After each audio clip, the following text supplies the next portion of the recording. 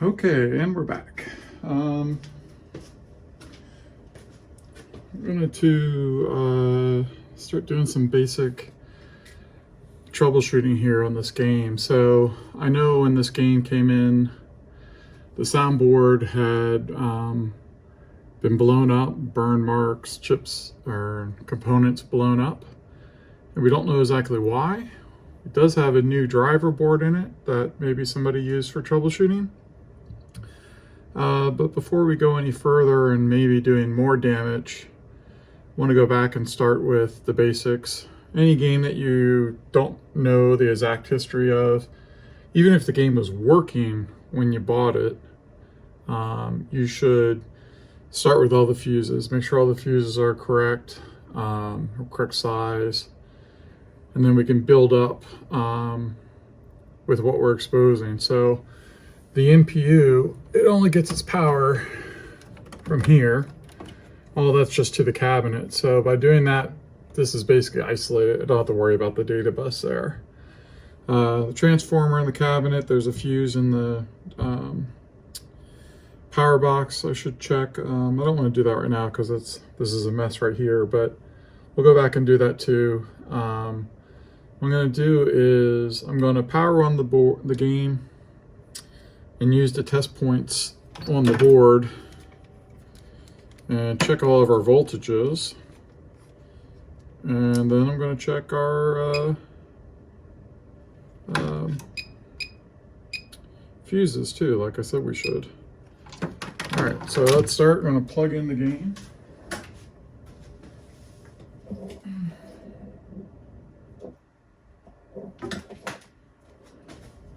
No explosions, that's a good thing. All right, so unplugged. Technically the playfield's plugged in. I should unplug the playfield if I was worried about stuck coils and stuff like that. But we're gonna live dangerously. Let's see what goes.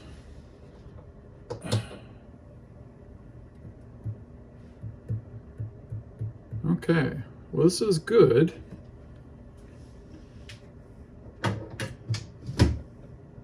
Because one of the other points noted for the guy I bought the game from was that the cabinet coin door switches weren't working.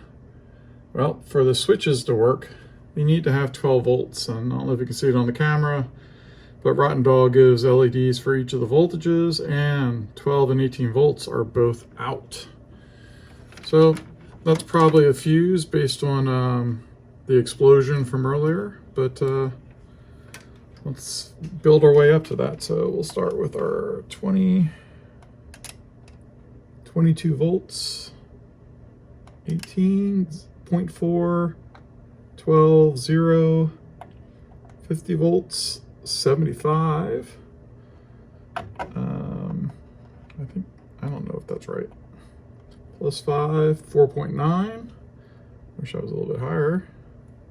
12 volts, 12.8, 12 VF. So what is VI or VD versus VF?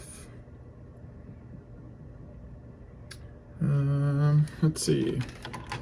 I spoke with my friend Manuel before we started, and he had this nice version of the WPC voltages and test points. And then I also have a printout of the fuses for WPC 89. But I'm confused on which 12 volt is that. So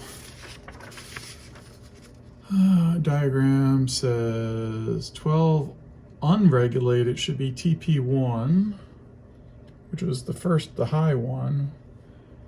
And then 12 regulated should be TP3.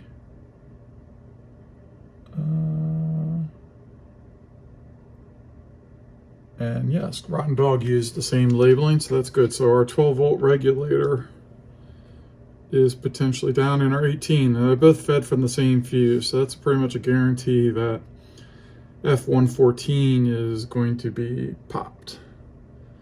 So let's turn the game off and we'll go back and start checking our fuses.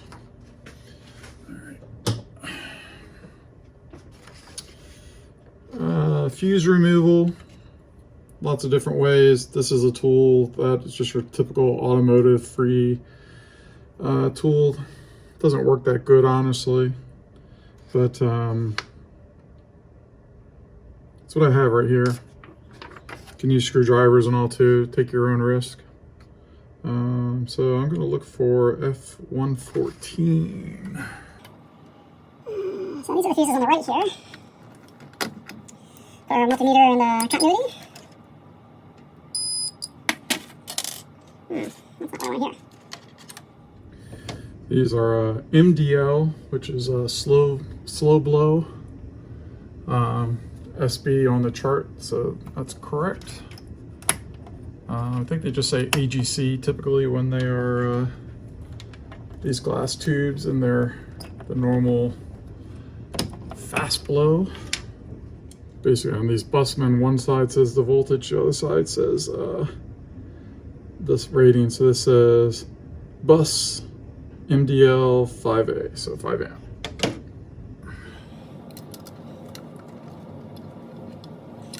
Fingers, small holes.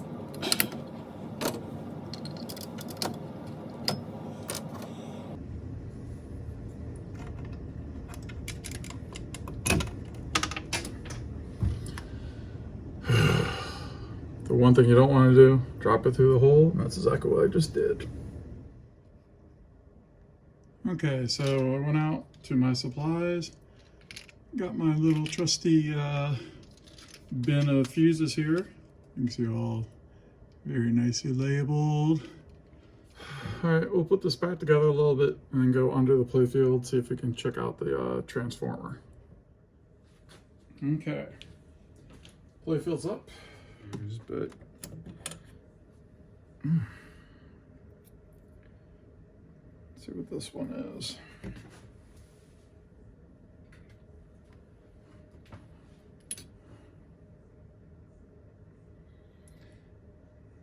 .32 volt, 25 amp. There is no way this was meant to be a 25 amp fuse. I'm gonna have to look up what it's meant to be, but hell no, not 25. It's not on the chart right here, so I'm gonna have to go look that up. Let's see. Oh, what's it say? 5 amp. That sounds much more like it. All right, well, that's why we checked that. 25 amp would let this whole thing burn down before the fuse popped for sure. All right. Try to fix my glass here. Almost as good as new. All right, so we knew coming off the power board it was blue, white, and red. Here's the leads coming off the transformer. Reds here are going to be the same. Blue, white's going to be the same. So it looks like opposite corners is what I'm going to check. So this is supposed to be AC. Go to the wavy line, set my range. I'm gonna turn the game back on. Here's my nice hum of the transformer. Now we're just gonna tap into these plugs. Let's see what we get. 10 volts.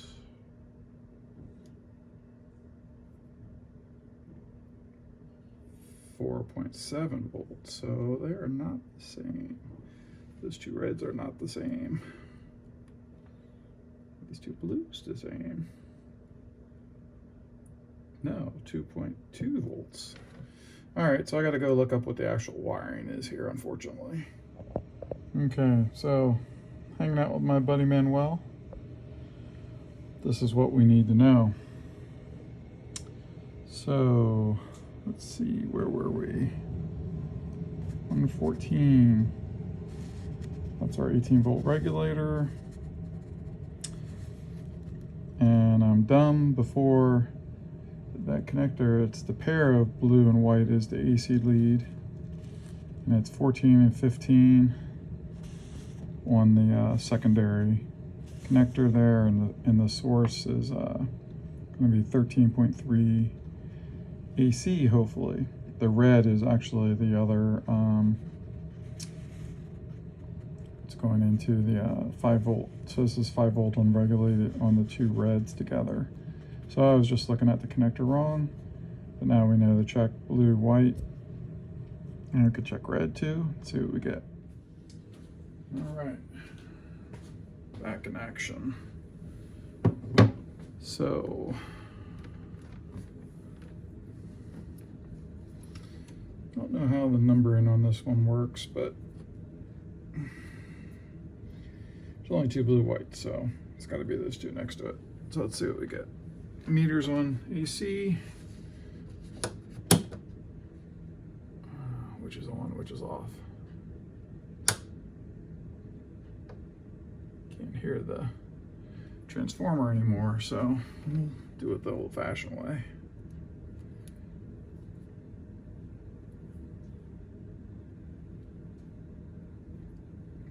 Okay, so nothing there, so hopefully it switches off. There we go. 14.5. So definitely have input voltage. So now we gotta track the wires up, or it could have just been a loose connection too. Let's check the 5 volts while we're here, just because that's an important one. 9.8. Is that what it's supposed to be between those two? Let's check diagram. Yes. So red was supposed to be 9 something. So that's good. 9.8. It's actually dead on. All right. So power off. Let's connect these back together. Hopefully it was just, maybe it was just a bad connection. That don't look awful. Kind of normal.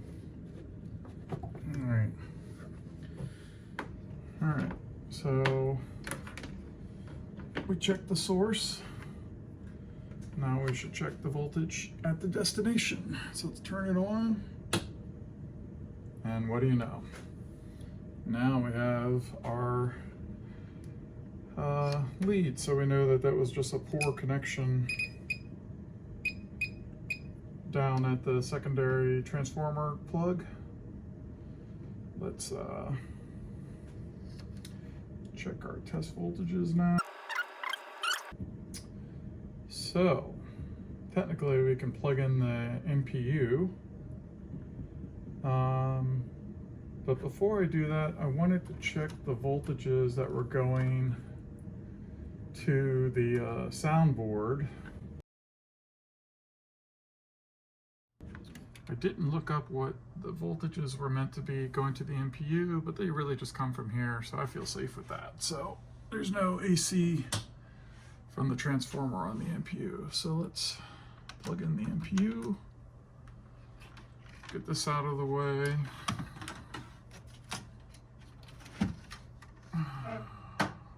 That's for the soundboard. Let's turn it on and see what happens.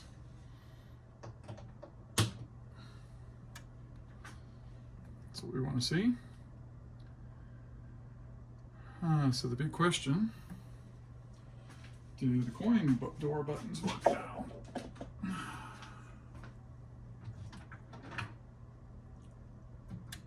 Ha ha ha, look at me. Yeah.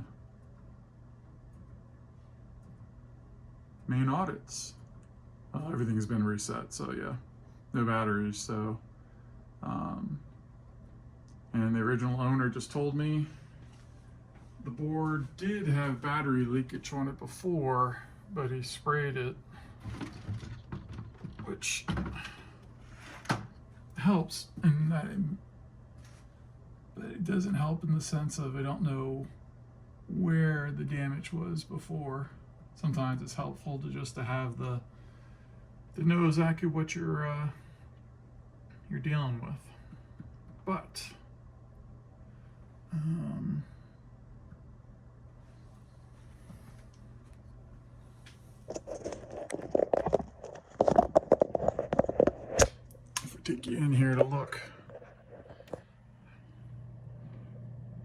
Doesn't look awful, but there could be some corrosion under the battery holder, so really the battery holder should come off. Don't really see anything down there, but gotta see if I have the pin connector for the 93 round pins. I'm not sure if I do or not. But next we're going to take a look at the soundboard on the bench and see what we can figure out there.